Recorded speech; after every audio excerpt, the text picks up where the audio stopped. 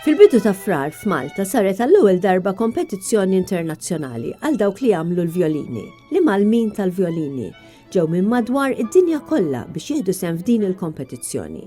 L-idea kienet ta' Volodymyr Baran, mużiċist mill-Ukrajina li jgħix hawn Malta. Volodymyr, you have just organized what I think is the first violin making competition in Malta.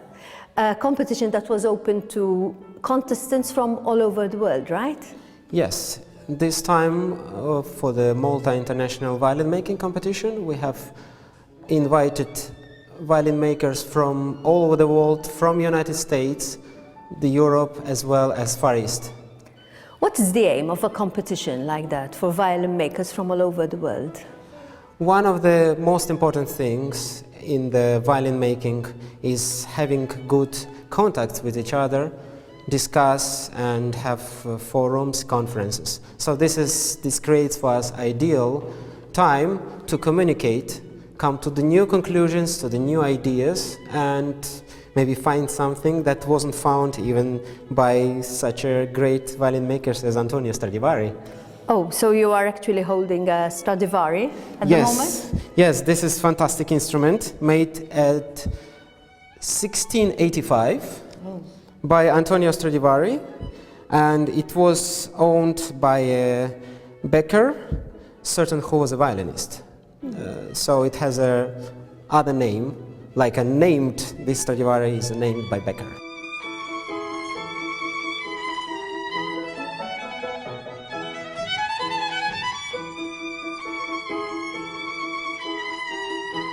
I'm originally French, but I live in New York since 32 years.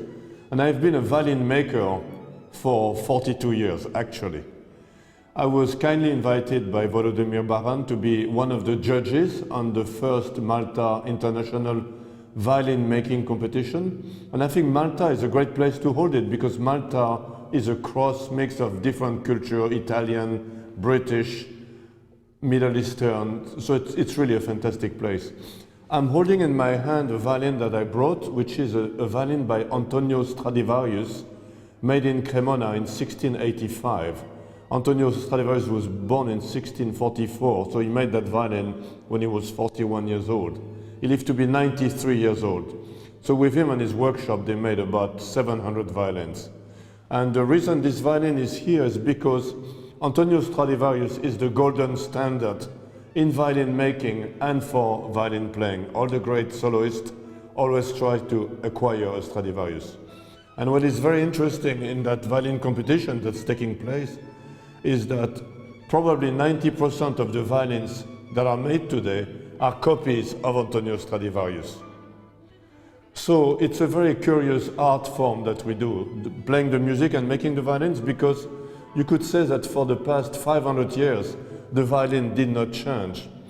Because of its ergonomic form and its anthropomorphic form, it's very human, it fits the musician and the music, so it has not changed for 500 years. The first violins of Andrea Amati are basically like this, but Stradivarius is the one that brought the form, the shape, the architecture of the violin to its perfection.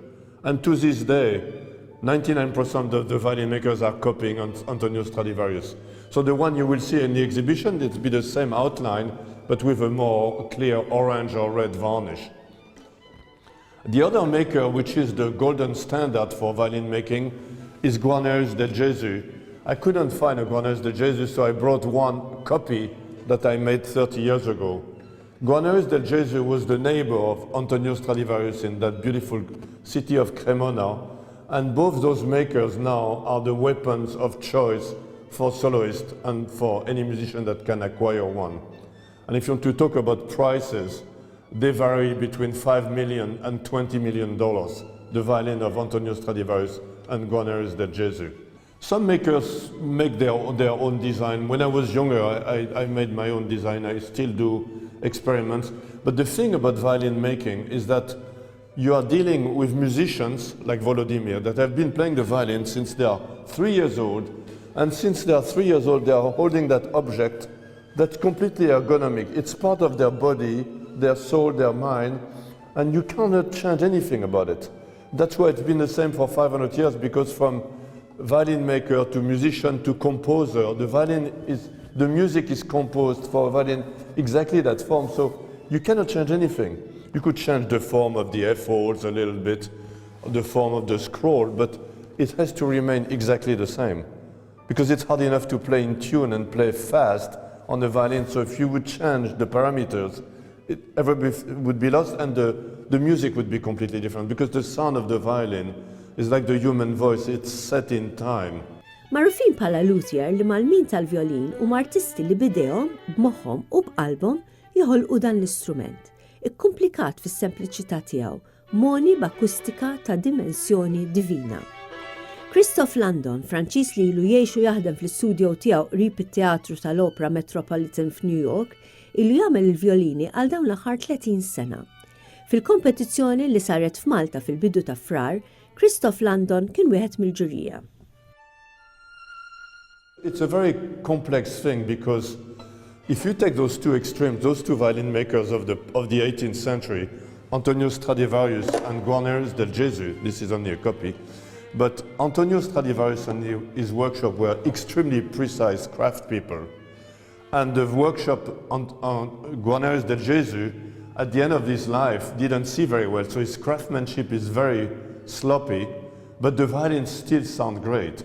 In the violin making competition, we looked at the perfection of the craftsmanship, the form of the arching, the choice of the wood, and also there's going to be a sound test where Volodymyr and friends of his are going to try all the instruments.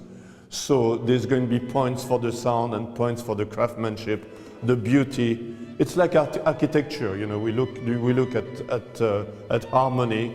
So it's an amount of different characteristics: the aesthetics, the looks, the varnish, and of course the sound, which is at the end the most important. But in a violin making competition, the craftsmanship has just as much importance as the sound.